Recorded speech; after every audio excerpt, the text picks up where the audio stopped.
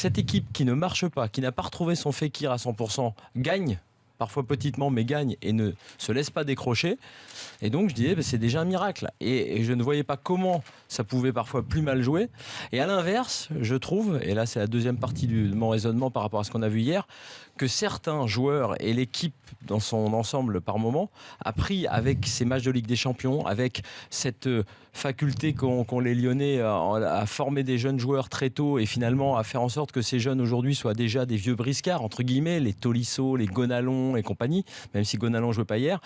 Et je trouve que cette expérience, ce sang-froid qu'ils ont montré hier, à l'inverse de Monaco, eh ben c'est cette petite expérience, cette accumulation des matchs et de ce qu'ils ont vécu ces derniers mois. Et je pense que cette équipe a la qualité. Je ne pensais pas qu'elle avait le coach. Et c'est peut-être le seul bémol à mon raisonnement, parce que je ne suis pas toujours très sûr de ce qu'il fait tactiquement, même si hier son coup tactique suite à la blessure de Gonalon a été bon.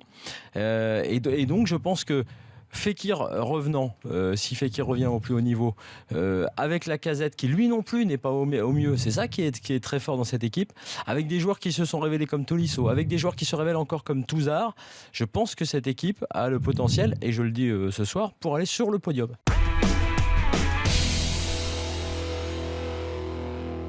Nasser Al-Khelaifi doit intervenir. Il doit intervenir. Soit je coupe la tête et je fais le choc psychologique, soit je le renforce, mais je ne laisse pas la situation pourrir comme elle est en train de pourrir. Ça, c'est pas possible. Flo, ton point de vue, est-ce que tu es d'accord ? Moi, je suis d'accord sur la gouvernance du PSG, j'ai toujours dit. Et le seul problème, c'est que je ne pense pas qu'il y ait aujourd'hui un patron au PSG.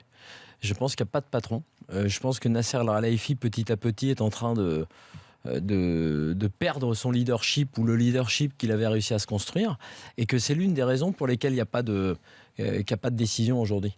Parce qu'il lui-même ne se sent pas assez fort, sans doute un peu fragilisé à Doha. C'est peut-être l'un des trucs qui va s'écrire aussi du côté du Paris Saint-Germain.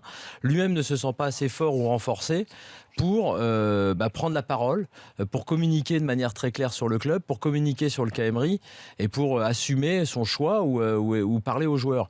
Moi, je trouve que l'absence ou les silences récurrents de Nasser El-Khelaifi, c'est une des raisons du problème. Donc là-dessus, je suis d'accord, faut communiquer, il faut dire quelque chose. Mais après, il y a quand même un truc qui va me faire sortir totalement du débat Emery, c'est les joueurs.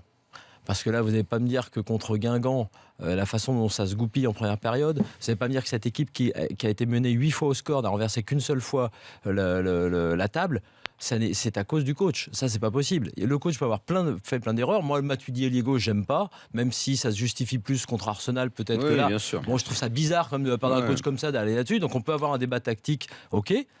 Une fois qu'on a eu le débat tactique, tu peux dire oui, mais même le PSG avec Matuidi ailier gauche, il doit arriver à mener contre Guingamp.